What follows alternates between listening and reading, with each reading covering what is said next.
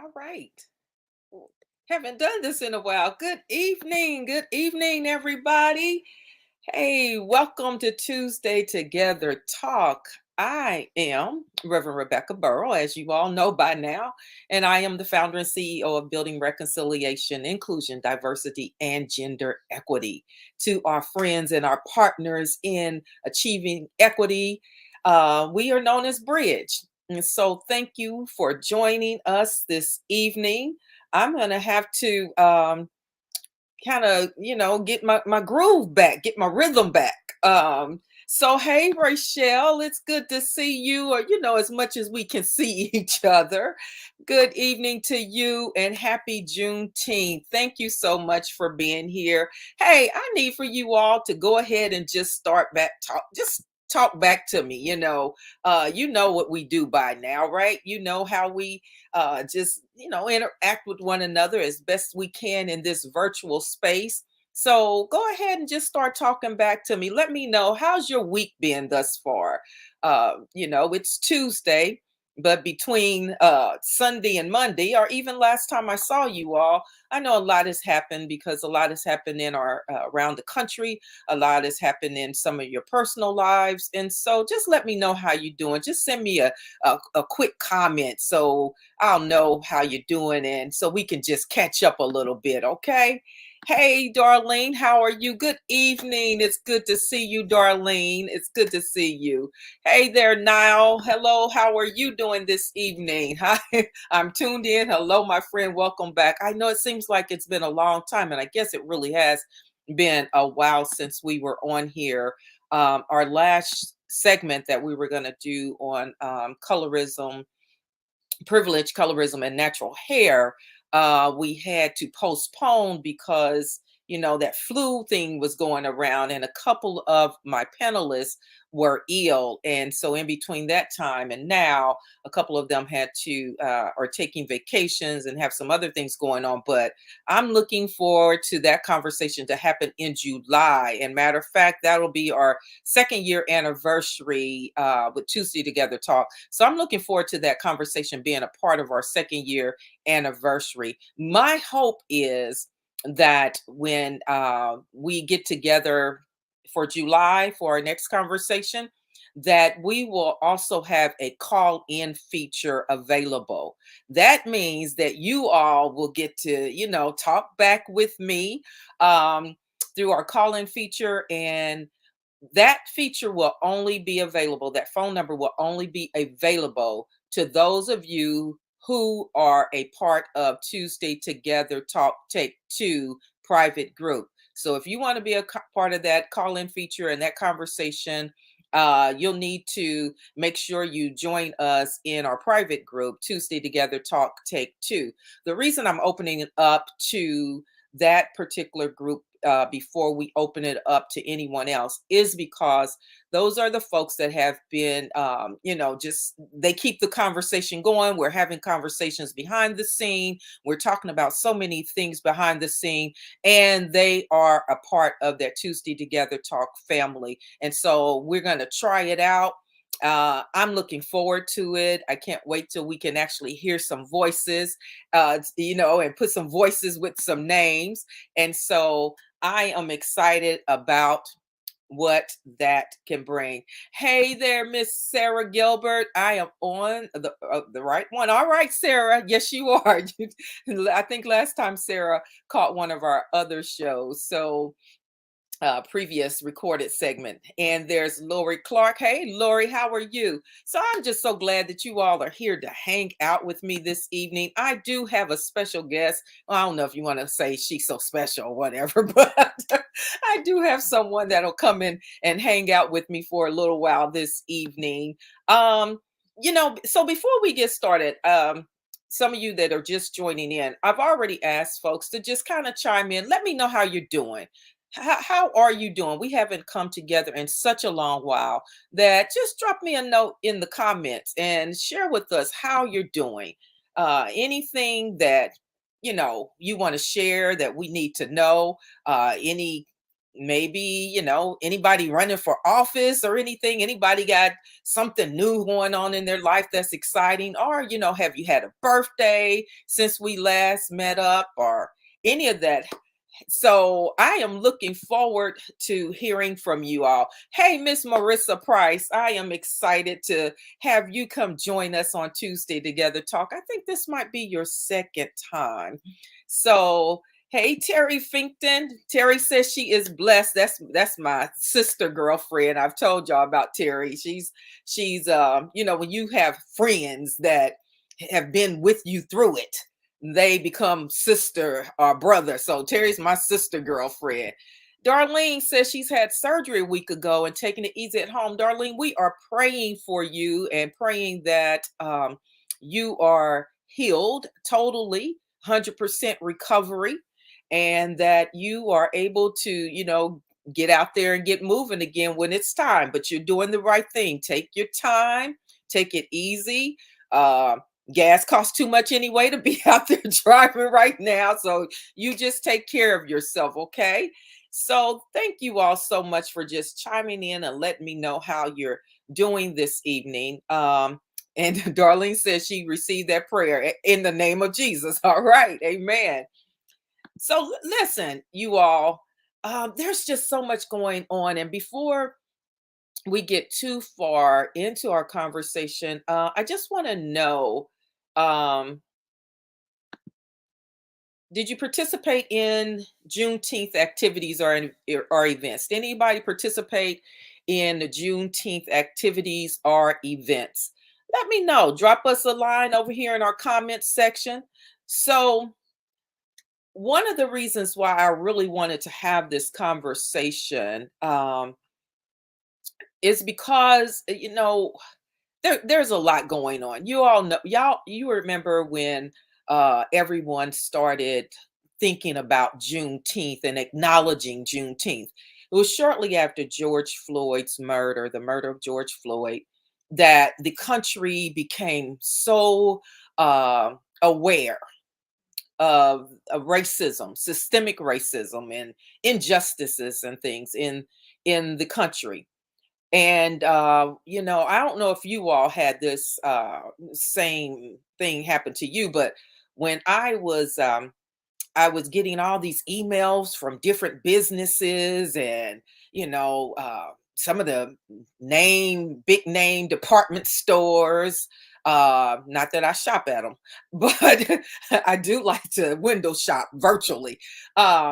But I was getting all these different emails and things from different companies that were making a commitment to be involved in creating justice and being involved in dismantling systemic racism. I was receiving emails from these companies on a daily basis.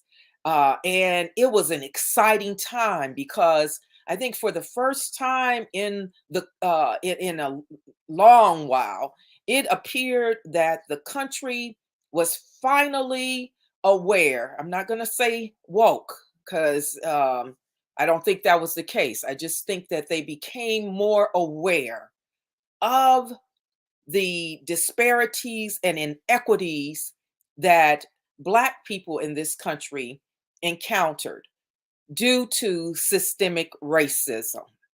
So that happened not too long after George Floyd's death, the murder of George Floyd, where people were marching with Black people, and they were excited about uh, all the change that was would happen. And so Juneteenth really became a thing for this country.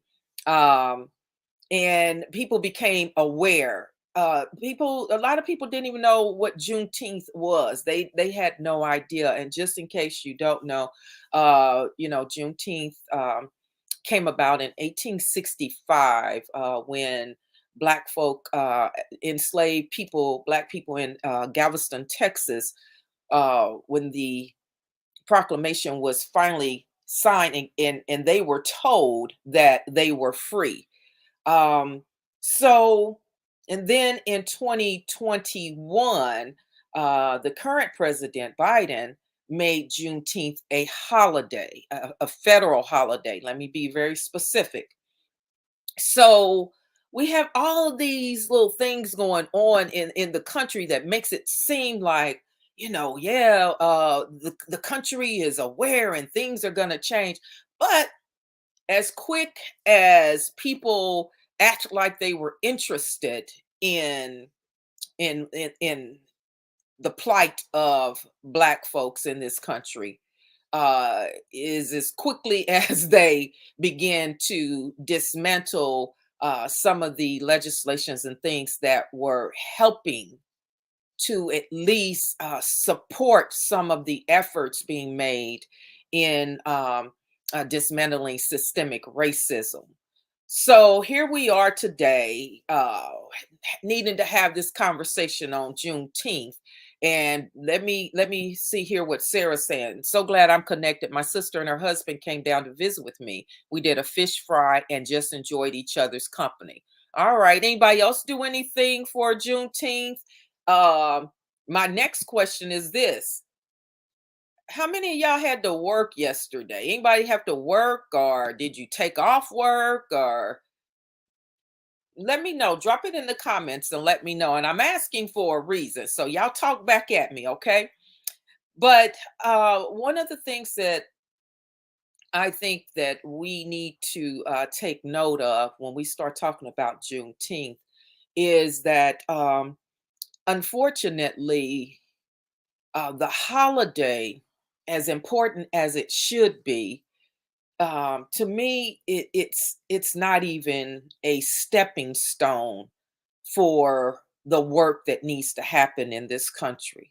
So we have a holiday, Juneteenth, that came about because of slavery, and yet we have school systems now that don't even want to teach history, the American history that includes the enslavement of Black people. So my struggle with Juneteenth, and I'd be glad when my guests come on here because I know that she wants to talk a little bit about this.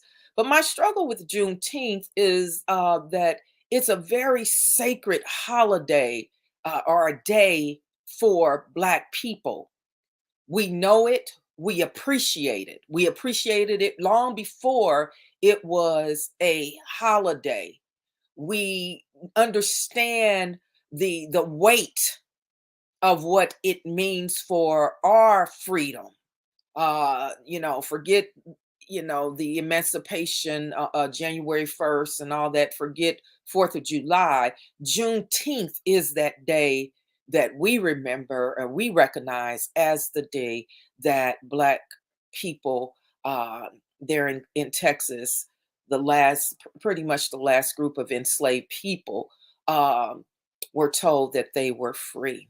Now, here we have in Florida,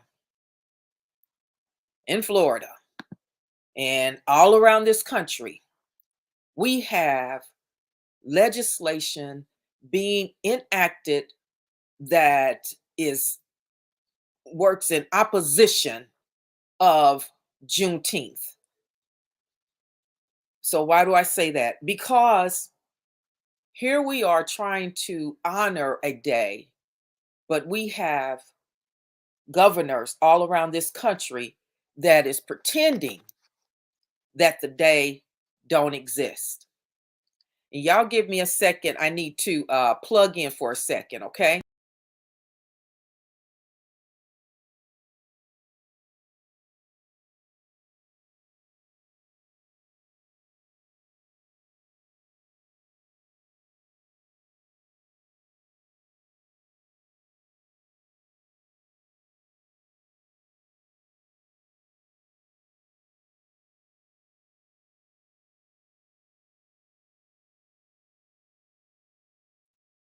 All right, thank you for holding on. They trying to play with my computer. I'm just playing. That's some kind of conspiracy theory right there. But basically they are really trying to dismantle the work that has gone forth to bring awareness to Juneteenth, to bring awareness to anything that has to do with Black people history. So the very people that are doing all this dismantling, or at least trying to, are the same folks that get to spend Juneteenth off work, right? Those are the ones that are, they get to go hang out with their friends and, you know, get the day off and chill out and not even acknowledge the importance or the significance of Juneteenth. And that's troubling to me. And let me know if it's troubling to you. When we allow people to reduce our narrative to the confines of what they believe is significant or insignificant, then we continue to give them our power. I want Black people to get to a point where we can appreciate Juneteenth or any other day where we want to recognize our leaders in our communities, our ancestors, anybody. As much as we like a holiday, we need to understand the significance of it. We need to be willing to say, you know what, even if it's not a holiday, I'm willing to either acknowledge it in some way that's big and bold, or I'm willing to at least make sure that other people know the significance of this particular person or this date that's important in the life of Black history. As we continue to go down this path of folks like our governor here in Florida enacting laws and things that has everything to do with who we are, but then, of course, the state of Florida do not he's not allowing state employees to take off for Juneteenth, but still it's the ideal that there are employees in Florida that had the day off. And so we have to take that power back from them. We have to shift the power back to the meaning of Juneteenth. You know what we had to do when Martin Luther King, remember when everybody, was getting Martin Luther King Day off?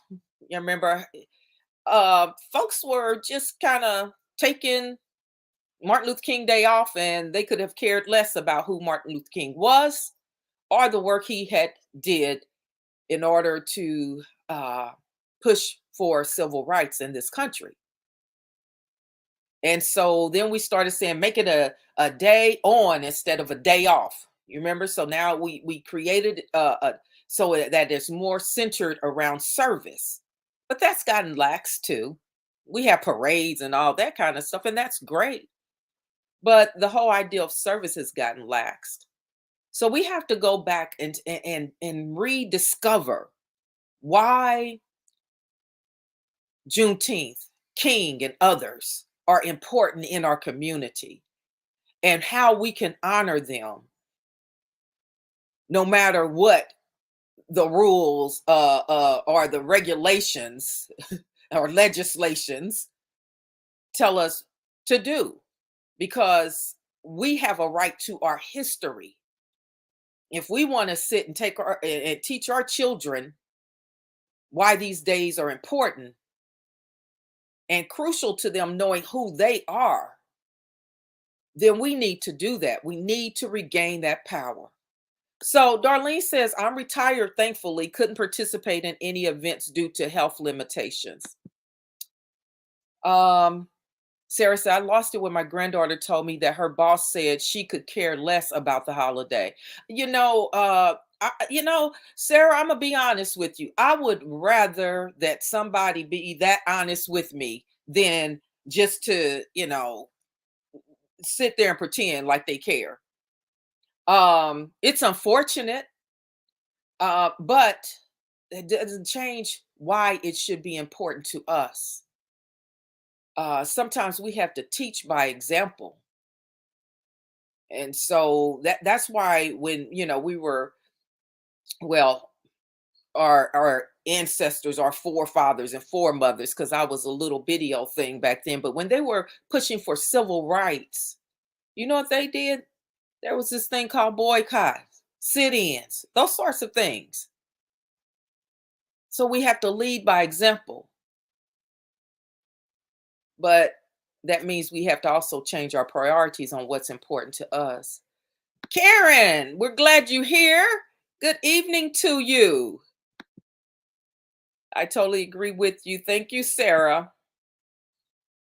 Yes, it's troubling how many employers fail to recognize holidays that honor African Americans. MLK Day, Juneteenth. It's really sad that we have to continue to teach people. We have to continue to teach them how to treat us. And the best way we can do that is to learn how to treat one another. So now said, there are programs that take place, but most of us just see as another day off to get things done. And that's part of the issue also. We're challenged by our busy schedules. We got to go to work, or we can't take off work. We're scared to take a day off because they're watching us closely on our jobs. And so some of us don't want to take that risk and take a day off. But there's sick days. Use one of your personal days. Do what you have to do if it's important to you. But and even if you have to work, go into work and you can represent. They may not want you to wear a Juneteenth t-shirt, but can't nobody stop me from wearing red, black, and green on any day.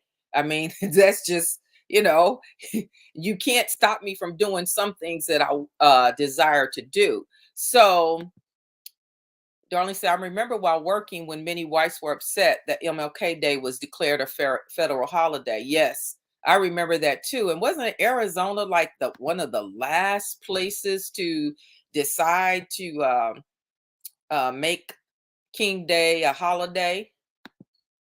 So I'm going to stop talking for a minute, y'all, and I'm going to bring in our guest who's going to get this conversation going, because I know she has a lot to say about this whole idea of King Day and of Juneteenth and what we should be doing. How about reparations and some other things? But here we go. Here That we go. part. Hello, family. I have been Everybody, y'all know by now, Carrie Hepburn, and she was all excited about this conversation. Man, She has a lot to say, probably more to say than I do. listen. But Now said you took the red, black, and green words out of my mouth. Right. Sometimes you just sometimes you move quiet, but you move. That's the thing. You move. All right. So Carrie Hepburn Brown, I am going to let you dive right in and talk about, we were just hitting on some of this whole idea of Juneteenth. And I've asked the audience already to talk, tell us if they had the day off or if they took the day off, as I know that you have expressed that you had some concerns about who really gets Juneteenth off. Yes. Well, hello, family. I was listening in, ready to get into the conversation. I actually started responding back to y'all, and the kids were like, "Who are you talking to?" So I'm actually gonna just jump right in with on the conversation around Martin Luther King Day. So as I was thinking about what was being shared, part of where I am now, this is a new place, Rebecca, is recognizing the arc that we had to go through in order for Martin Luther King Day to be not only recognized and observed, but to be used as an opportunity to really raise awareness. Globally, more generally about service, but obviously we still have our King Day celebrations and that sort of thing. And so my challenge with Juneteenth is, unlike the 4th of July, the 4th of July celebrates or is meant to recognize this country's separation from control of another country. However, the idea of Juneteenth really is about the recognition. I won't even say that we still have all of our personal freedoms, but recognition that one man can't control and subvert another human being. So I struggle with the fact that we celebrate that, because when you think about the atrocity of what that actually indicates, we're celebrating the fact that we finally woke up and realized we shouldn't own people.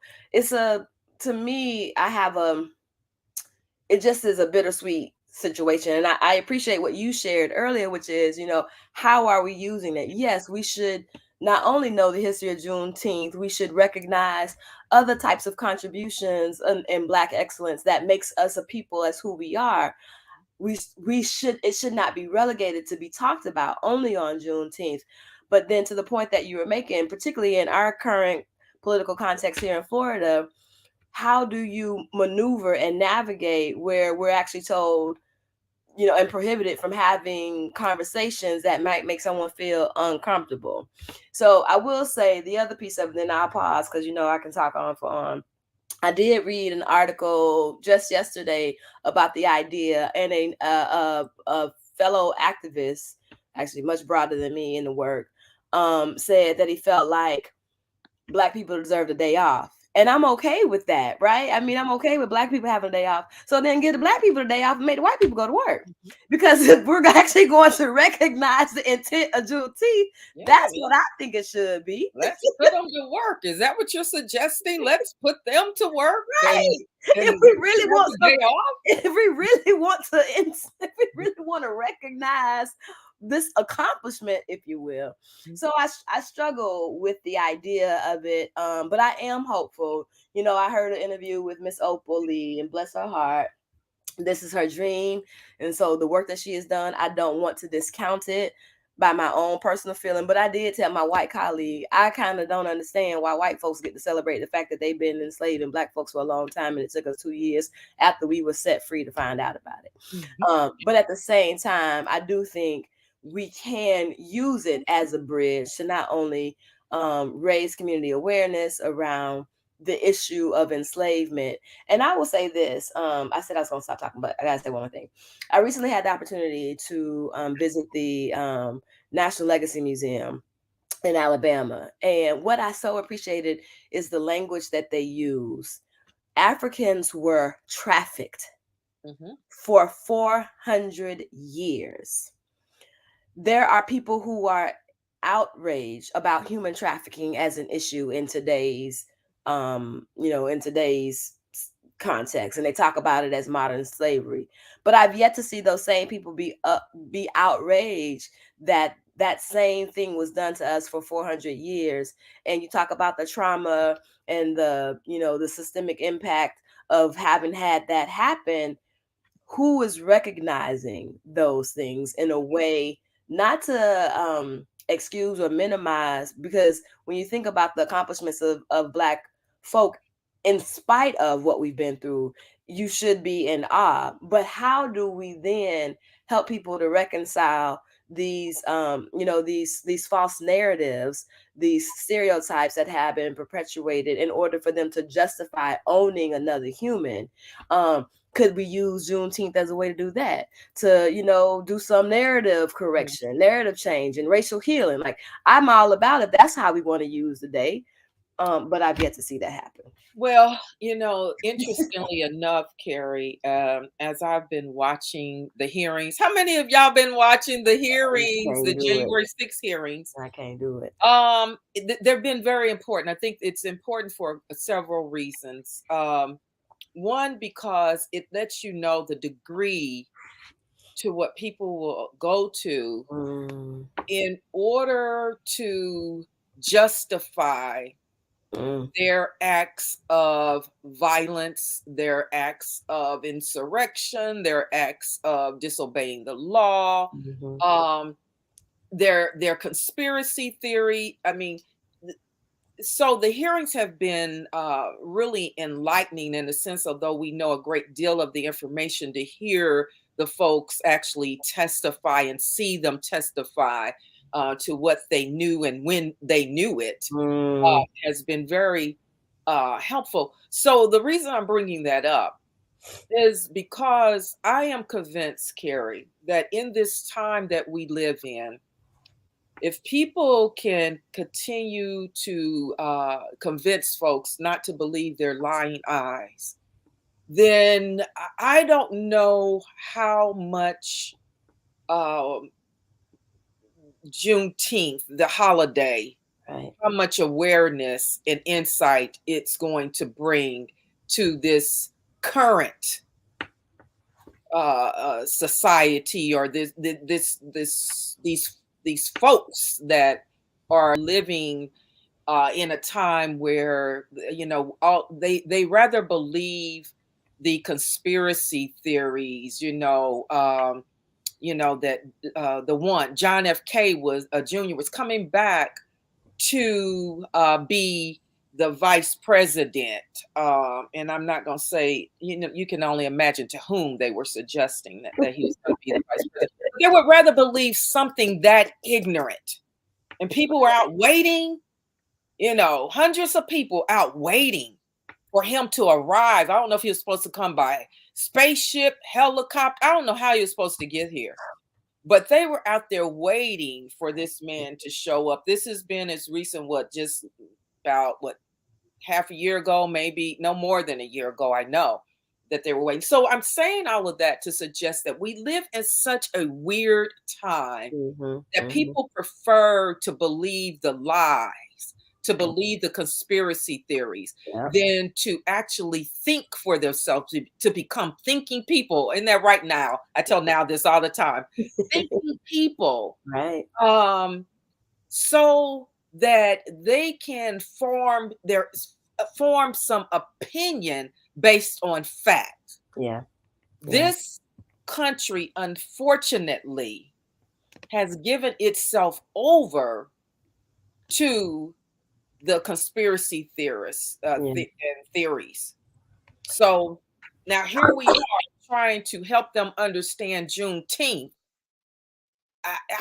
Carrie, I'm just, I'm not without hope. It's just waning right now when Yeah. it comes Yeah. to believing that folks will actually uh, wake up and care. Now, I'm not saying this about all people. Right. This is Right. not a blanket statement. What I just said to you is not a blanket statement regarding all human beings, because I know that there are still thinking people out there. I'm just talking about the ones that have the loudest megaphones and microphones right now. Yeah. A couple things that your response made me think about, and Sarah, thank you for responding.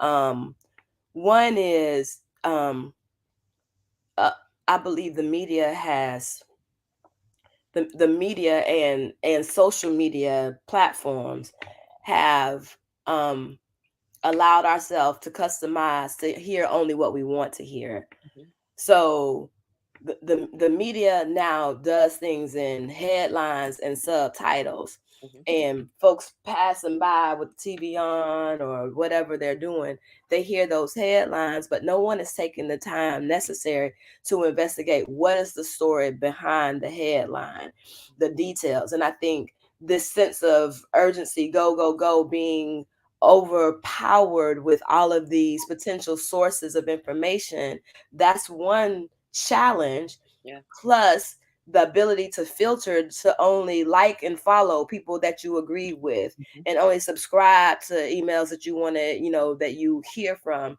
limits our opportunity to even be aware of different perspectives and beliefs and attitudes. And that is the challenge. Going back to your comment around, we don't have thinking people. We don't have people who can engage, who can disagree agreeably. We don't know. We have lost the practice of being able to just engage in conversation, not to prove you right or prove you wrong and prove me right, but just to simply hear and understand where that person's perspective is coming from. And I think it is, for me, it's the backlash of what has happened over the last 6 years, certainly the public awareness of the murder of George Floyd being the centennial event that captured all of that, really created a lot of what we now have seen as backlash. But let's not forget the term that Van Jones identified as white lash, the fact that we had a Black president and people started saying that we were in a post-racial America. Mhm. We're not far from those conversations. And so for people who wanted to believe that and wanted to move themselves, distance themselves away from the horrible atrocity of the history of what America is founded in, that culture of white supremacy, this ideology of creating a system to maintain power and control. In order to distance themselves for that, they've always used exceptions. They at one point they use they use scripture to justify enslaving folks, and so this strategy is not new. And I think for where we are today is to remember that we do have a leaderful movement. We have a movement that's full of leaders who are doing things in small places and in big Yeah, ways that may not be capturing national attention. That does not mean that we do not have progress. right, That means the media is choosing not to highlight that because that's not right. sensational enough for them. Yeah, yeah. And so I think keeping ourselves focused on what can we do in our space, how can we utilize? I think Juneteenth is going to be another holiday that, like Martin Luther King Day, it's going to be a while before we can actually use it in a way that is beneficial for purposes in which I hope that we can see it useful for. But I still say white folks should go to work. Well, there's 2 points I want to make to your statement there. The first thing is you were talking about being able to engage in conversation. So where did we learn Mm. early on? You're frozen, Carrie. Uh-oh. So there you go. All right. But we learned early on in grade school, elementary school, how to engage in conversations, Mm-hmm. right? Mm-hmm. Mm-hmm. Um, Now we have rules legislated by our states, our governors, that has told us that we can't have these conversations. So the problem is that now we are creating a society of children, generations of children that will not know how to engage in these Right. conversations unless we start teaching them. And for me, when I say we start teaching, I'm not just talking about black folk. I'm talking about white folks too. Yeah. We need for you to start having these conversations in your organizations, your churches, your Yeah. community centers, in those places, and teaching children how to have a conversation, a dialogue, to be able to share. And you don't have to start with Juneteenth. Yeah. We can start with Black history, Right. know? Right. Um, Right. but we have to start doing something related to helping our children help them understand how to have a conversation. And the reality is, of course, we have this great virtual world that we all live in, right? Um, but there is still something that is so important about having a face to face conversation with someone, to be able to interact with them. I can't see the listening audience. I don't know if what I'm conveying is hitting home or not. Right. I only know if you all talk back to me in the comments, right? So the importance of that is that though our interaction is still limited, Right. and our children are learning only how to have these very limited conversations through text messages Mm-hmm. and through Facebook, Instagram, TikTok, and whatever else is out there right now. So we have to take some time in our churches, in our Sunday school classes, or wherever, on the football field or cheering or whatever children are doing right now, to teach our children how to have conversations where they might not agree with one another, Mhm. Mhm. but they now have a skill set that is pretty much being stripped away from them in schools. So, Your comment makes me think about this idea of debate as a skill, do right? they I still mean, have debate debate clubs. teams in schools? Do they still have debate? I think they do, but I don't think it's at the level that it used to be. Hmm. I think it's rare. I think there are exceptions as opposed to being consistent. But that very idea of debate and all of the things that are associated with that, learning how to think critically, how Hmm. to examine an issue from multiple sides and multiple perspectives. Yeah. Um, those are the skills that we can have, and that starts to happen at home to Hmm. teach that idea. So we don't have to come on in, babe. We don't have to. Hmm. Hold on, I need to get some water, y'all. Hold on. All right. So while Carrie is getting water, we having all kind of brief interruptions tonight. First, it was me having to plug in, and Carrie needs to get some water. But that's the great thing about being in the virtual world. Go ahead, Carrie. Um, so the idea of, when do we, and I've been thinking about this for our own family, with our kids. If there is one perspective, do we take the time to give an explanation or to explain there's another way you could see this? This is not a a black white issue. This is not a clear cut issue. Here are some of the other things. How do you start to explain understanding context and nuance and those aspects that really go into how people perceive and really understand what's happening. Okay, y'all. Y'all are quiet, so I need you all to talk back to us. Mm. I have the question here. What recently enacted legislations do you believe jeopardize Black people's freedoms? And I'm asking this question because we know that Juneteenth was all about freedom. It was our, here we are, free at last, right? That's what the conversation today is supposed to talk about. And yet we see they've gone after our voting rights, right? Mhm. Of Mhm. course, the whole idea of CRT being taught in the school. They've gone after it, but it's the subsections to those legislations that matter more than them saying you can't teach CRT in school. Mhm. It's you can't make people feel uncomfortable about learning Black history and those sorts of things that matters. I think more because those are the things that were being taught.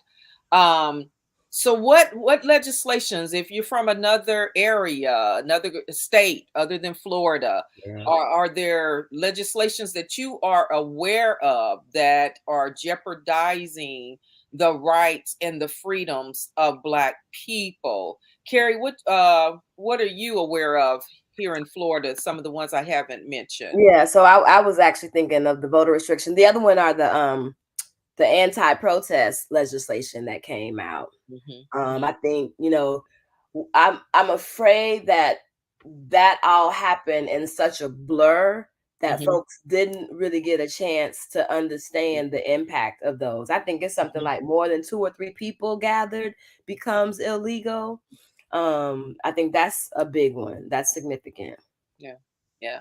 So those are the things we need to be aware of because Juneteenth becomes what uh, in the sense of it Mhm, mhm, when every day our freedoms and our rights are being attacked. mhm. And I want to keep pushing that because as we prepare for a new, we're getting ready to deal with primaries here in Florida, which is going to be interesting.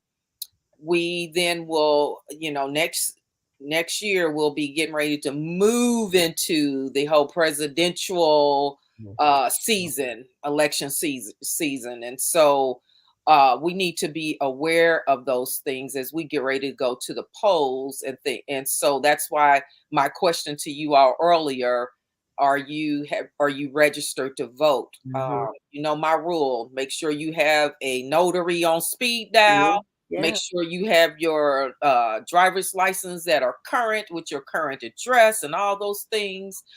Make sure that you know, if necessary, you know, you have your voting buddy, somebody that can go with you and stand with you in line just in case some kind of foolishness jumps off. So Ms. somebody, Arlene also mentioned, in addition to voters' rights, abortion rights, gay rights, all of yeah, these will directly affect yeah, us. all of those Um, things, and yeah, that's another thing I think is so important that you just said.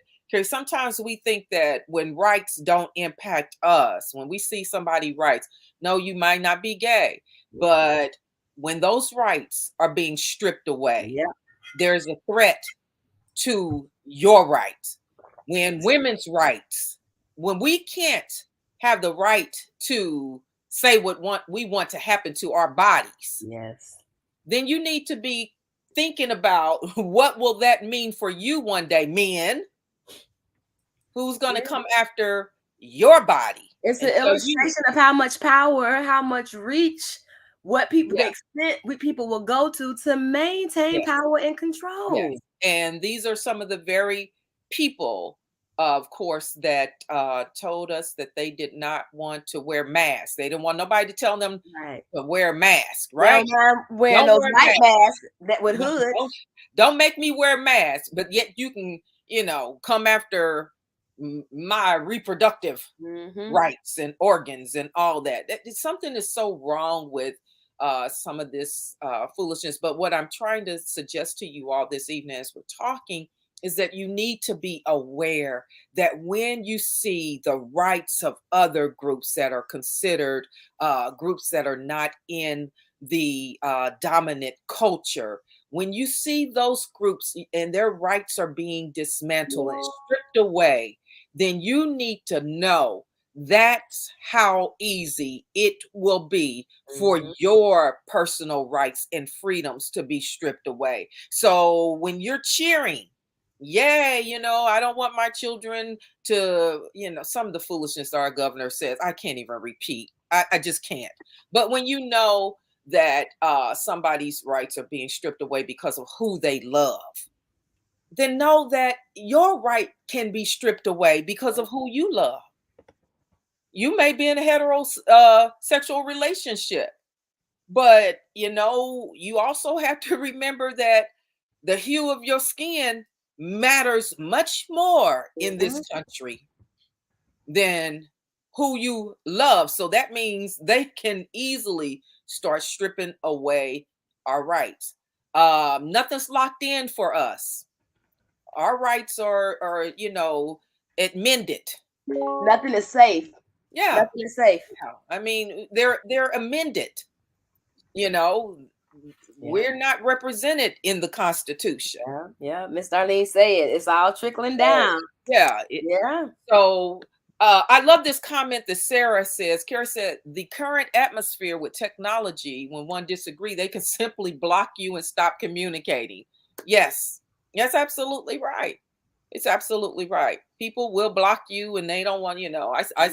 I see that a lot. And sometimes it's hard to stay engaged with people that have different Hmm. views than you do. But that is the great American experiment, right? Right. We come from different cultures, we come from different places, we come from different countries and all of that. Some of us would have, you know, we didn't come willingly, they, you know, but we have come from different places, and so we need to make sure that we are aware that we stay in conversation with people that's just doesn't sit around and agree with everything we say all the time. Right. Right. Voters' rights, abortion rights, gay rights, all of these will directly affect us. That's right, Miss Darlene. I remember when they darn near criminalized wearing a hoodie. Yes, yes. All this dismantling of rights trickled down to us. Every last bit of it trickles down to us. So um, it's a quick and easy way to it gets us distracted. We can focus on some other group and be like, oh yeah, remember when the dreamers, we had the the law for the dreamers, and Yes. Obama, did a lot of work with that and putting things in place, and people weren't concerned, that's somebody else's issue. um we can do that so quickly, push Yeah. it off, that's somebody else's issue. We have to start remembering Archbishop Desmond Tutu. What does he teach us? He teaches us about our interrelatedness, and we can easily just, that's somebody else's issue, that don't concern me. It concerns all of us all of the time. Mhm. Mhm. And if we're not careful, we'll end up behaving and acting as bad stewards because that don't concern me. Right. You Right. better learn how to care, because it will come to your house one way or another. Yeah. Either that notice that'll say, oh, you can't vote by mail anymore, or no more early voting, or no, you can't have water out there in that 110-degree heat. Nobody can bring you a cup of water or a bottle of water while you're voting. Those things come right to us. Carrie, I've gone on and on. Talk to the people. Yeah, no, I think one of the things that you made me think about just now is, the one of the strategies that has always been used is this idea to try to overwhelm people so that you miss the important stuff. Mhm, And I have said this time and time again, particularly to our TTT family, we cannot allow ourselves to get distracted. mhm, When I was engaged in a conversation with some folks. We were who were was talking about the moment in our nation's history where there was the international support about in the uprising around structural racism, its impacts, all of the things that folks were like, oh, that's a thing, I can see it. And there were two women, and they said, I'm just surprised that, how we move so far from that so quickly. And I said, you do realize that there is a constant anti movement always happening. mhm, mhm, They have the long game in mind. They have strategy. They're calculated. mhm, So it's not a surprise that they were able to manipulate some of the media outlets and to get some of the headlines that started showing, the protests in a different light, which really were not people who were fighting for social yeah, justice. There were people who were coming in to disrupt the protests that were happening. By and large, they were peaceful protests to really showed unity and solidarity for the collective mhm, of understanding all of the atrocities that had been done. And so I think sometimes we forget that we have to stay constant in this work, mhm, because there is a greater force that is always trying to quelch what's happening.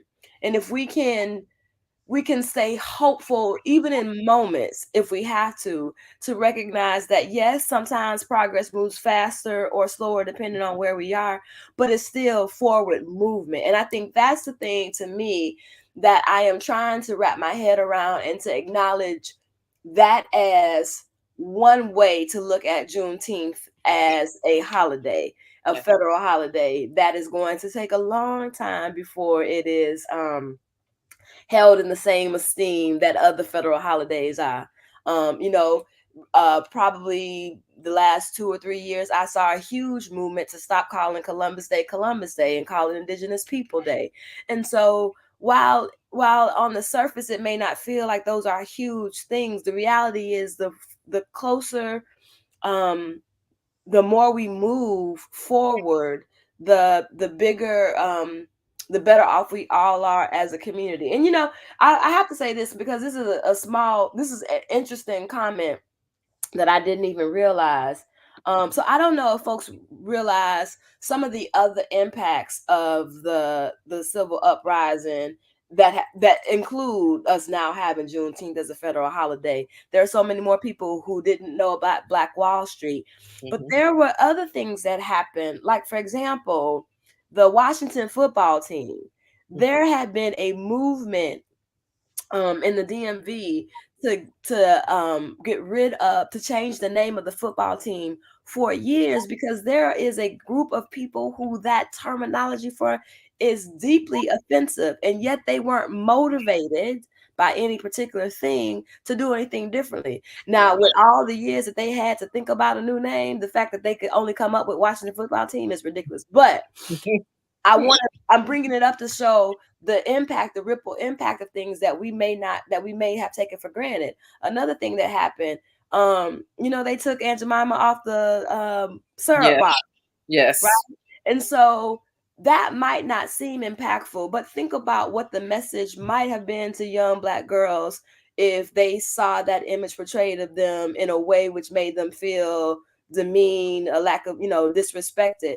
So I think, you know, I'm coming back around full circle. Juneteenth as a federal holiday is a start. It's not enough.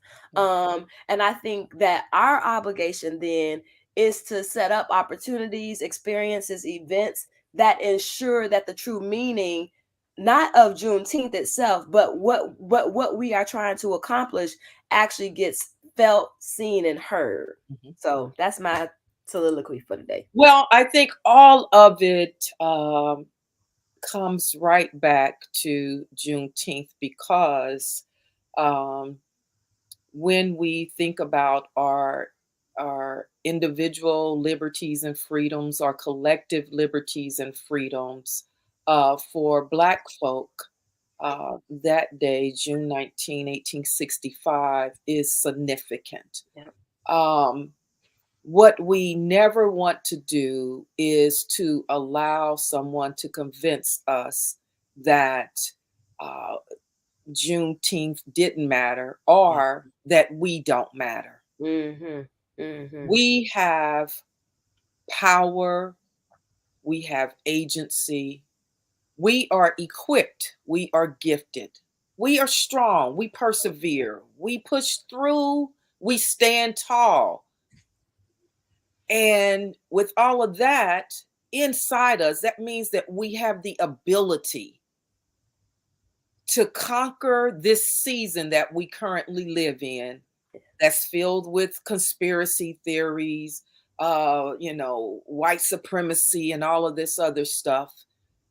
We have what it takes to push and fight through that. Mhm. Mhm. And instead of our history being dismantled and scrutinized, then we got to turn the table.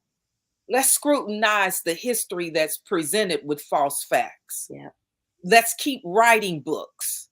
Let's keep writing poetry. Let's keep writing and teaching those things that are important for this country, not just for little Black boys and little Black girls, but it's important for the people in this country. It's important for people around the world Mhm. to know the history. So, Juneteenth, Carrie, we didn't talk about reparations at all. That's a whole Oh, nother conversation that's for a whole nother conversation. but I just wanted to take this opportunity to thank you all for allowing me to, move back into Tuesday Together Talk rather a little bit slower than what I had even anticipated. But nonetheless, we are pushing through. We are somehow or another, we're going to keep Tuesday Together Talk going. Period. Um, I want you all to remember Dr. Keisha Benson, who is running for Pinellas County School Board, District 3. That is a county-wide seat. I'm going to pop her information up here really quick for you. And I want you to go over to her website, Yeah. contribute to her campaign however you can, whether it's just supporting an event that she's having or someone is hosting on her behalf. If you can contribute financially, that's entirely up to you. But please just give me a quick second, entertain me for a minute so you can write down her information and you can Yes. check her out, okay? Yes. Yes. It's another place that the freedom matters. Yeah.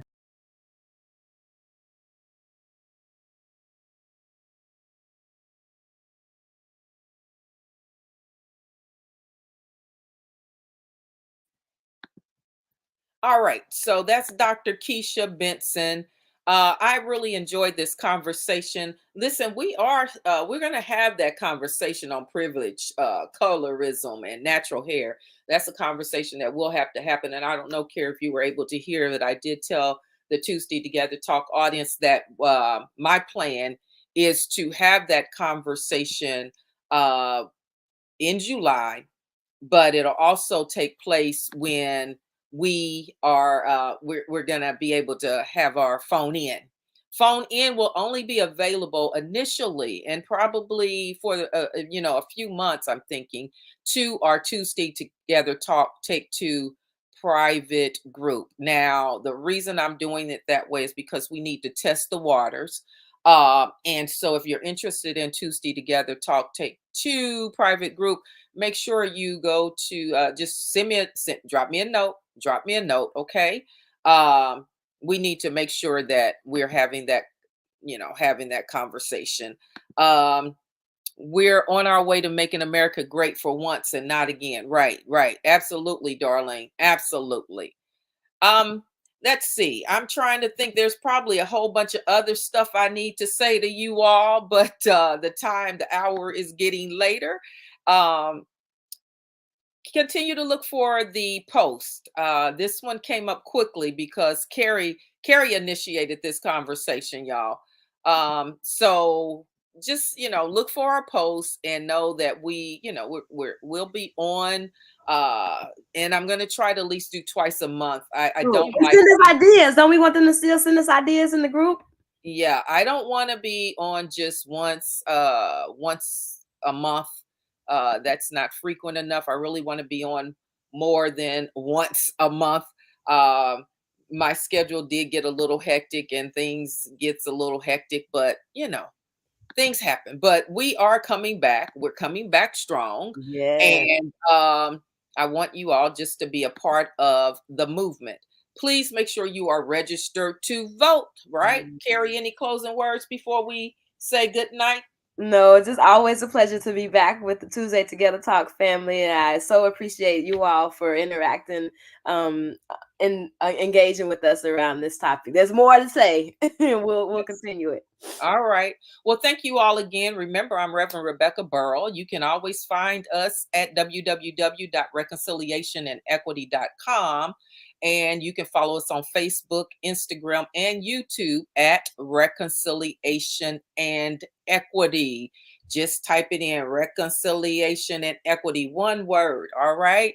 Thank you all so much for your support. I appreciate you. Hey, make sure that you like, subscribe, all of that stuff that you do on social media. Follow, do all of that, and share the video, or just let people know, hey, you need to come hang out with us for Tuesday Together Talk.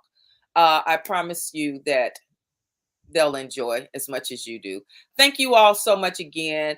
You all hang in there as we get ready to say good night to you with our outtake. All right. All right. Have a good evening, y'all.